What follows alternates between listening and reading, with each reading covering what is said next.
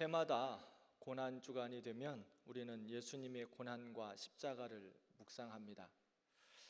그러나 이것이 단지 교회력의 절기요 행사로만 지나간다면 우리에게는 큰 의미가 없고 아무런 변화도 갖지 못할 것입니다. 고난 주간은 매년 반복하는 절기가 아니라 우리 내면의 죄의 찌꺼기를 정화하는 거룩한 영적 제사의 기간입니다. 실제적으로 말씀 앞에 우리의 자신과 우리의 삶의 모습을 내어놓고 우리의 영적인 상태를 점검하고 우리의 오염되고 더러운 죄의 찌꺼기들을 청소하는 시간이 바로 이 시간이 되었으면 좋겠습니다.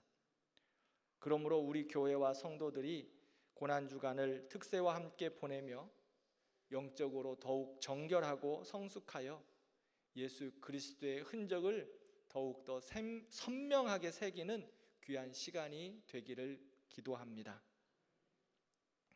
오늘 본문은 예수님께서 십자가를 지시기 전과 십자가 위에서 당하신 말로 다할 수 없는 수치와 조롱의 모습을 볼 수 있습니다. 예수님은 침뱉음을 당했고 뺨을 맞았고 희롱을 당했고 벌레 취급처럼 그러한 벌레와 같은 취급을 당하셨습니다. 최고의 형벌인 십자가를 지셨고 손과 발은 십자가에 못 박혔고 그의 옆구리는 창에 찔리셨습니다. 예수님은 왜 그 모든 고난을 묵묵히 감당하셔야 했을까요? 그 해답은 오늘 이 자리에 앉아 있는 우리 한 사람 한 사람에게 있습니다. 오늘 말씀을 살펴보며 다시 한번 십자가의 은혜를 깊이 깨닫고 십자가의 고난이 단지 과거의 사건이 아니라 오늘의 나를 살리고 치유하고 새롭게 하는 생명의 역사, 회복의 역사의 시간이 되기를 바랍니다. 예수님이 받으신 조롱과 수치는 무엇이었습니까? 예수님은 십자가에 달리시기 전부터 시작하여 십자가 위에서 죽으시기까지 모든 조롱과 수치와 고통을 담당하셨습니다. 예수님께서 겪으신 고난은 단순한 육체적인 고통을 넘어서는 가장 큰 아픔이셨습니다. 로마 군인들은 예수님을 끌고 가 조롱과 수치의 극치를 보여주었습니다. 16절을 보면 그들은 예수님 앞에 일부 병사가 아니라 온 군대를 모았습니다. 아무런 저항도 하지 않고 순순히 자신을 내어주신 예수님께 이들은 집단적인 희롱과 모욕을 퍼부었습니다. 자색옷을 입혀 왕 흉내를 냈고 가시로 만든 관을 씌워서 고통의 왕관을 씌우셨으며 갈대로 머리를 치고 침을 뱉고 무릎을 꿇어 절하며 왕을 조롱하는 연극을 하였습니다. 하나님의 아들 예수 그리스도의 정체성을 조롱하는 가장 악랄한 폭력이었습니다. 두 번째로 십자가 앞을 지나가는 사람들은 무지함으로 손가락질하며 예수님을 조롱했습니다. 예수님께서 성전을 헐고 사흘 만에 다시 세우겠다 말씀하신 그 말씀을 깊이 이해하지 못하고 말을 왜곡하여 그들의 공격의 도구로 사용했습니다. 그들은 예수님이 진정한 성전, 즉 하나님의 임재가 있는 것이 살아있는 성전이라는 그 사실을 깨닫지 못했습니다. 그래서 그들은 고통당하시는 주님 앞에서 웃고 비아냥거리고 이기적인 논리로 말도 안 되는 요구를 하고 있습니다. 십자가에서 내려오라. 내가 내려오면 믿겠다. 그렇게 예수님을 비아냥거리며 비웃습니다. 예수님은 스스로 내려오실 수 있는 분입니다. 12영이나 되드는 모든 천사들의 군사들을 부르셔서 이 모든 일을 단번에 해결하실 수 있는 전능하신 하나님이십니다. 그러나 그 능력을 내려놓고 십자가를 담당하신 것이 사랑의 절정이었습니다. 그런데 그들은 그 예수님의 사랑의 그 마음과 능력을 몰랐습니다. 하나님의 침묵이 능력임을 그들은 깨닫지 못했습니다. 사랑하는 성도 여러분, 지나가는 자들의 조롱은 단순히 예수님 당시 군중의 모습만이 아니라 우리 안에 있는 무지로 드러나는 불신앙의 내 모습은 아닌가 돌아봐야 할 것입니다. 우리를 향한 하나님의 마음과 뜻도 제대로 분별하지 못하면서 원망과 불평을 쏟아내는 것, 이 모습이 바로 우리의 모습일 것입니다. 그런데 예수님께서는 그런 우리의 무지한 모습과 불평과 원망까지 십자가에서 다 품어주셨습니다. 무지 속에 가려진 우리의 죄악을 위해 예수님은 묵묵히 십자가를 지셨고 피를 흘리셨고 십자가에서 우리의 모든 것을 사랑으로 용서하셨습니다. 세 번째는 대제사장과 서기관들은 교만함으로 예수 그리스도의 십자가를 조롱했습니다. 예수님을 가장 먼저 반대한 사람들은 로마의 정치 권력자들이 아닙니다. 자신을 하나님 앞에서 거룩하다, 내가 가장 거룩하다라고 말했던 대제사장과 서기관들이었습니다.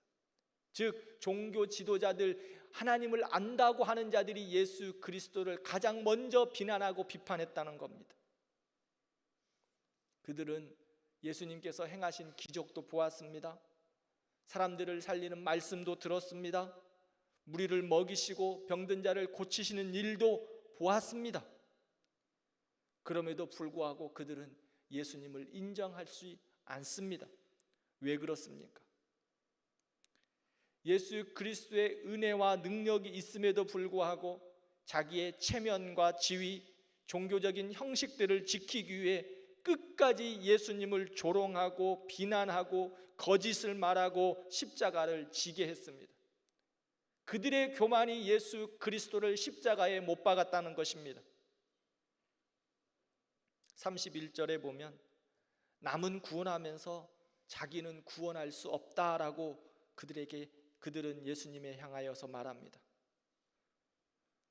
그들의 교만함으로 하나님의 능력과 예수님의 무한한 사랑을 전혀 깨닫지 못하고 예수님을 조롱하고 있는 것입니다.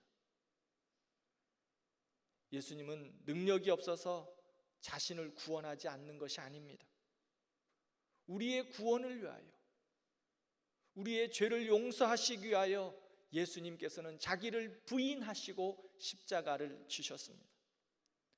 예수님은 그들의 조롱도, 교만의 조롱도 침묵으로 감당하시면서 묵묵히 십자가를 지셨습니다.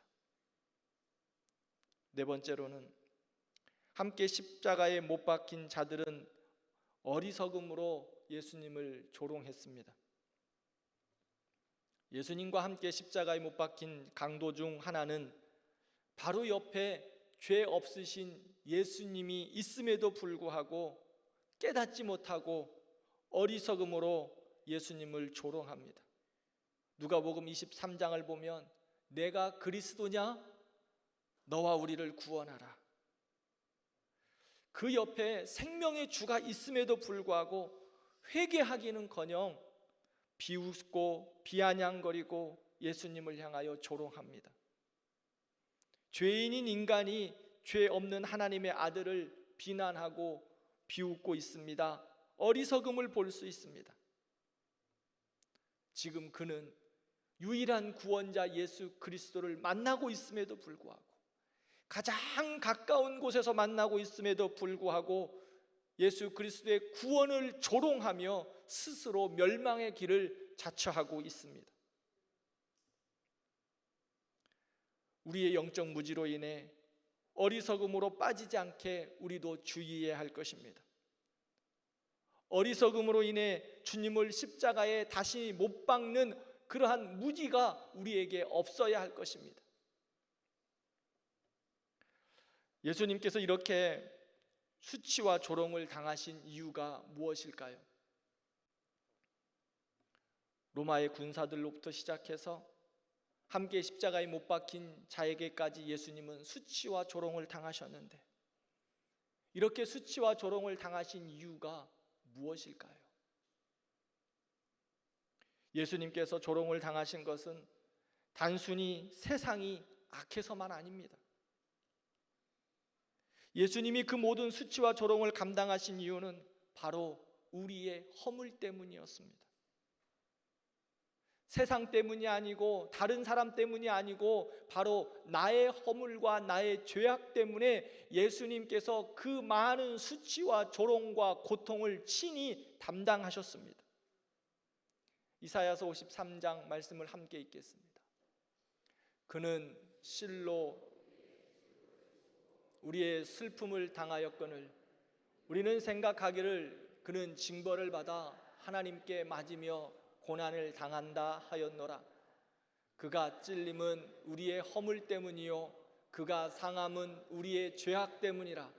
그가 징계를 받음으로 우리는 평화를 누리고 그가 채찍에 맞음으로 우리가 나음을 받았도다. 아멘. 우리는 우리 자신을 보며 고백해야 합니다. 예수님의 고난은 나의 죄 때문이었다. 예수님께서 십자가에서 모든 고난과 찔리심은 내가 찔려야 할 그 자리에서 예수님이 대신 찔려주신 것이다. 예수님이 징계를 받으신 건 내가 받아야 할 형벌을 대신 받으신 것이다. 그분의 고통이 깊을수록, 그분의 조롱이 크면 클수록, 그분이 당하신 수치가 심하면 심할수록 우리의 죄가 얼마나 심각했는지를 보여주는 거울의 모습일 것입니다. 더 나아가 예수님이 조롱을 당하시고 가시관을 쓰시고 십자가에서 비참하게 죽임당하신 그 모든 과정을 우리를 위하여, 죄에 대하여는 죽고 의에 대하여 살게 하시려는 하나님의 놀랍고 크고 비밀한 일이셨습니다. 그것이 바로 십자가의 길이었습니다. 그 놀랍고 크고 비밀한 일은 무엇입니까? 하나님께서 우리에게 영광을 주시기 위함입니다. 구원의 은혜, 구원의 영광을 주시기 위함입니다. 예수님이 죄인처럼 조롱을 당하신 이유는 우리를 구원하시기 위함이에요. 수치를 당하신 이유는 우리의 영광을 주시기 위함이에요. 예수님께서 버림받으신 이유는 우리가 하나님께 받아지도록, 즉 우리는 버림받았는데 예수님께서 십자가에 죽으심으로 말미암아 하나님의 은혜로 다시금 받아지도록 하나님께서 십자가에서 예수 그리스도를 죽게 하셨다는 거예요. 그러므로 우리는 예수님께서 당하신 십자가의 고통과 조롱과 수치가 내가 받아야 할 조롱과 수치와 고난임을 깨닫고 마음을 찢고 날마다 주 앞에 회개하며 하나님의 은혜를 기도하고 감사하며 나아가야 할 것입니다.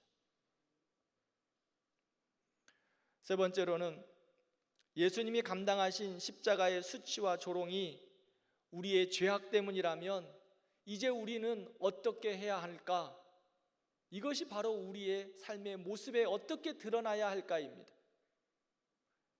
예수님이 나의 구원을 위하여 죽으셨습니다. 우리는 구원받았습니다. 그러면 우리는 어떻게 해야 합니까? 예수님은 십자가를 지시러 골고다 언덕길을 오르는 길목에서 울고 있는 여인들을 만났습니다. 십자가를 지러 가고 계신 예수님을 보면서 슬퍼하며 울고 있는 여인들. 그런데요, 예수님께서 그 여인들에게 하신 말씀을 보면 놀라운 말씀이에요. 누가복음 23장 말씀을 함께 읽겠습니다. 예수께서 돌이켜 그들을 향하여 이르시되 예루살렘의 딸들아 나를 위하여 울지 말고 너희와 너의 자녀를 위하여 울라. 아멘.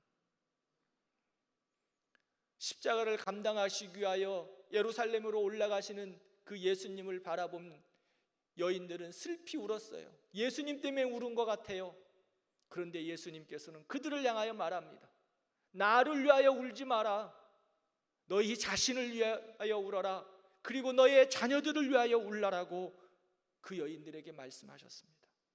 그 말씀은 바로 우리에게 주시는 말씀입니다. 예수님의 눈에는 예루살렘의 멸망과 심판이 보였고 그 길을 알지 못하고 울고 있는 백성들의 영적인 무지함이 보였어요. 그래서 예수님은 말씀하고 있습니다. 지금 진짜로 가슴을 치고 울어야 할 대상은 내가 아니라 바로 너희들이다. 나를 위하여 울지 말고 너희 자신과 너희 자녀들, 그리고 하나님을 떠나 영적으로 죽어가는 이들을 향하여 울라라고 주님께서는 말씀해 주셨습니다. 예수님께서 말씀하신 이 울음은 단순한 감정의 눈물이 아닙니다. 그것은 하나님께서 우리에게 주시는 영적인 경고입니다. 회개의 초청입니다.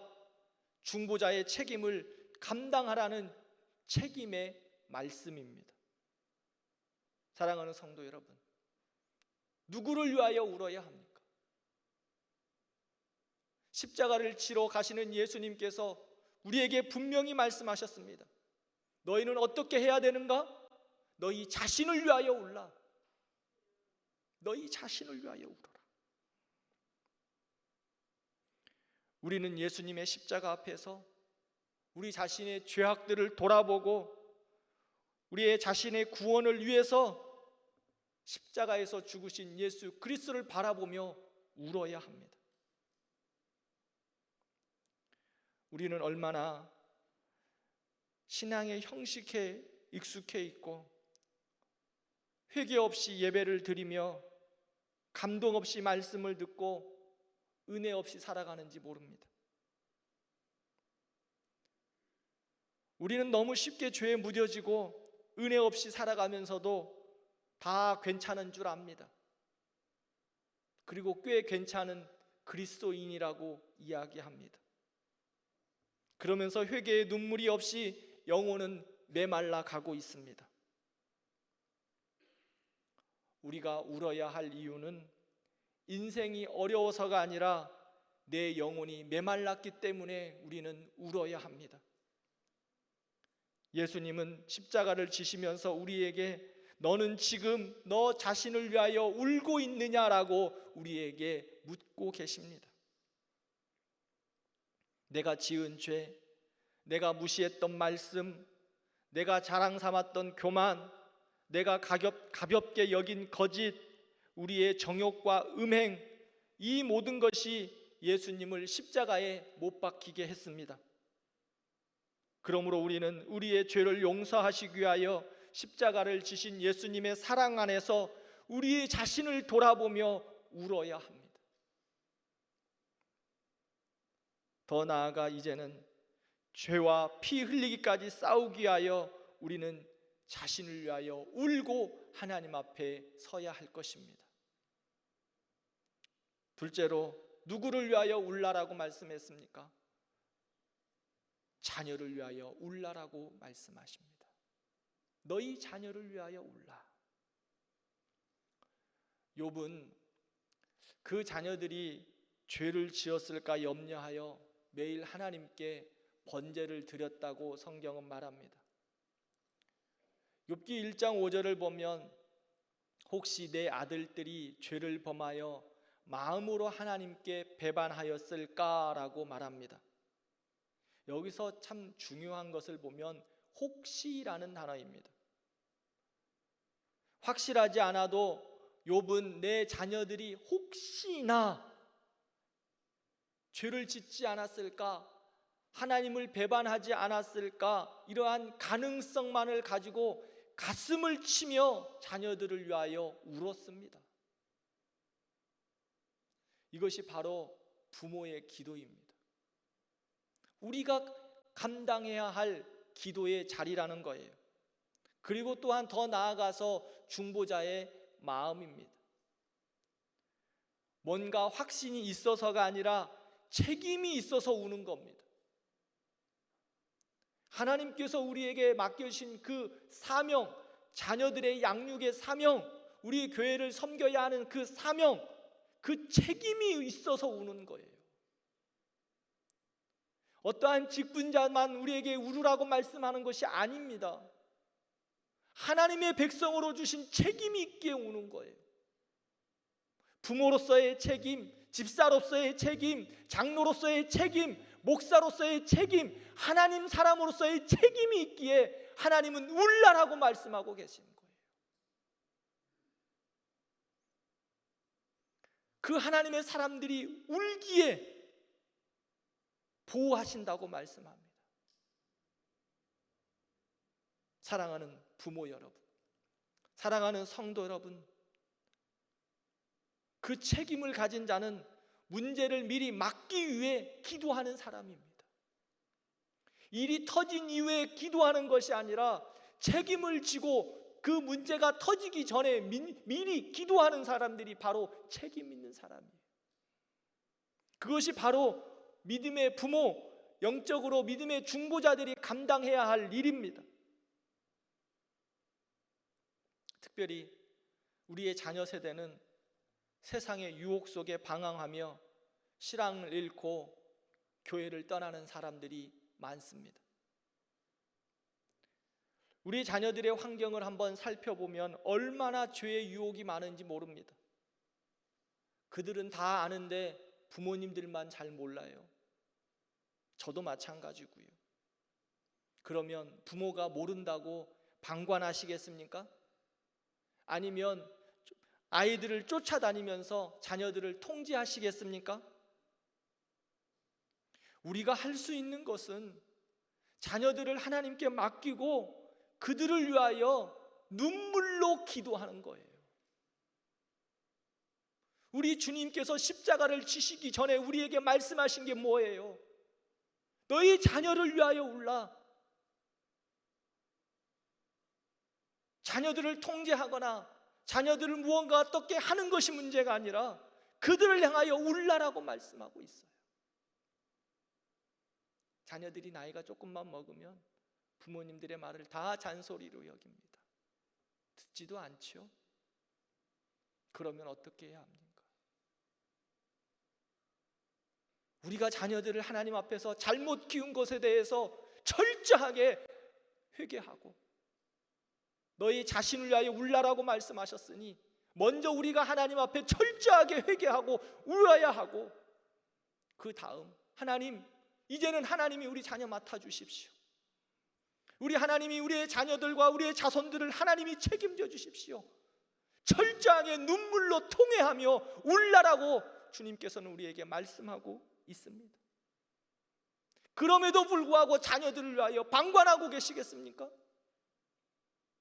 주님은 우리에게 말씀해요. 울라.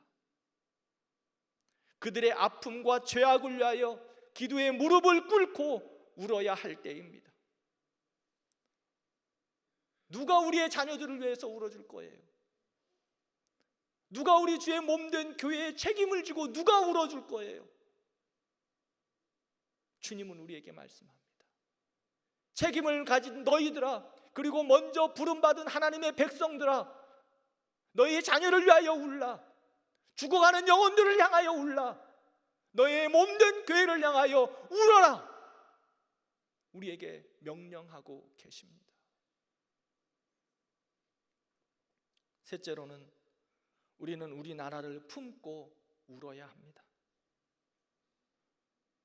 모세는 하나님의 부르심을 받아 시내산에 올라갔습니다. 그런데 모세가 시내산에서 내려오지 않자 이스라엘 백성들은 금송아지를 만들어서 의뢰를 애굽에서 인도하여 낸 하나님이다라고 말합니다.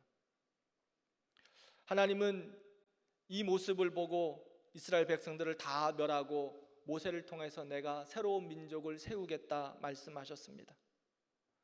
그때 모세는 하나님 앞에 무릎을 꿇고 기도합니다. 하나님, 그들의 죄악을 용서해 주세요. 그렇지 않으면 주께서 기록하신 책에서 내 이름을 지워주세요. 모세는 하나님의 책에서 이름이 지워도 좋으니 우리나라와 백성을 살려달라고 울면서 기도하고 있습니다. 이것이 나라를 향한 하나님의 사람들의 모습입니다. 우리나라의 어려움, 어느 누구도 부인할 수 없습니다. 자신의 생각에 따라 다르게 평가하고 지적할 수 있습니다. 그러나 하나님의 사람들은 모두 누구의 잘못이라 지적하기 전에 우리는 먼저 모세와 같이 나라를 위하여 울어야 할 때입니다. 1950년 8월 말에 6.25 전쟁으로 북한군이 낙동강까지 진격해 왔습니다. 대한민국의 존립이 위태로운 상황에 이르렀습니다. 전국에서 부산으로 피난해서 모인 약 250명의 목사와 장로들이 초량교회에 모였습니다. 회개와 구국을 위한 기도회를 시작했습니다.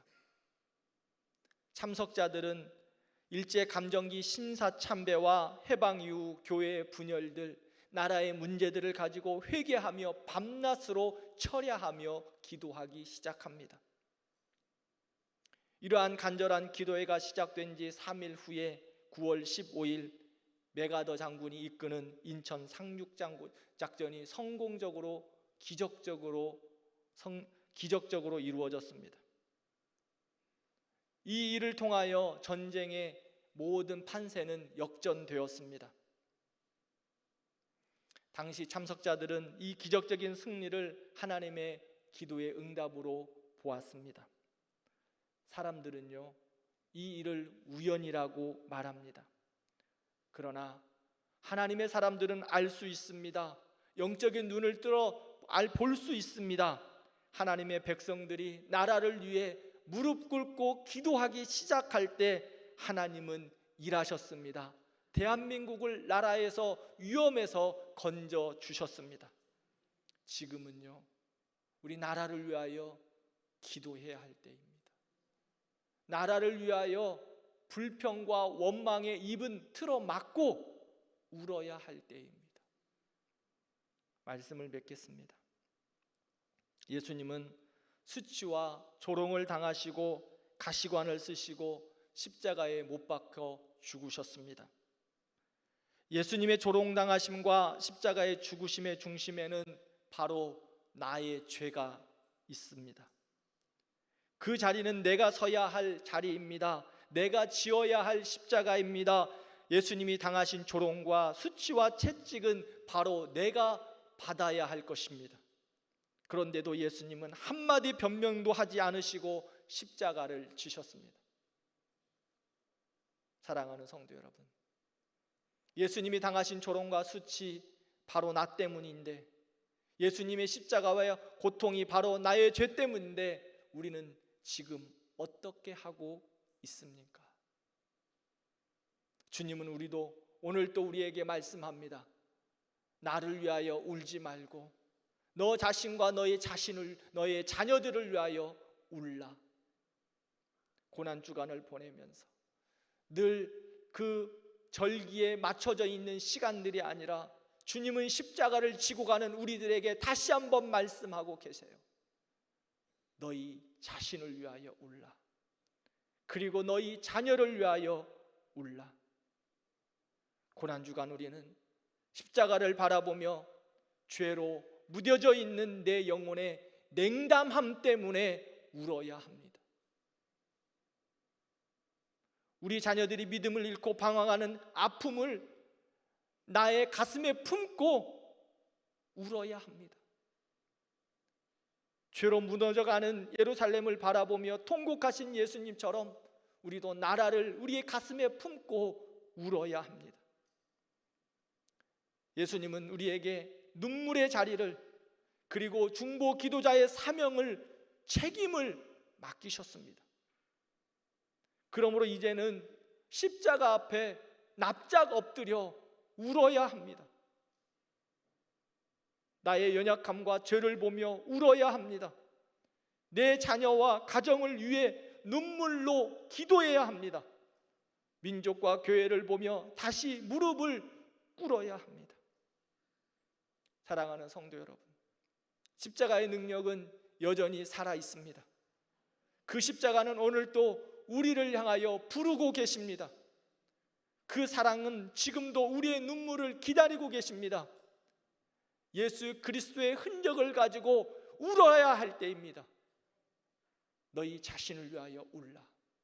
너희 자녀들을 위하여 울라. 나라와 민족을 위하여 울라. 그 기도의 눈물이 흐르는 우리 교회와 우리 성도들이 되기를 진심으로 축원합니다. 그 기도의 눈물이 흐르는 곳에 예수 그리스도의 흔적이 선명하게 새겨질 줄 믿습니다. 기도하겠습니다.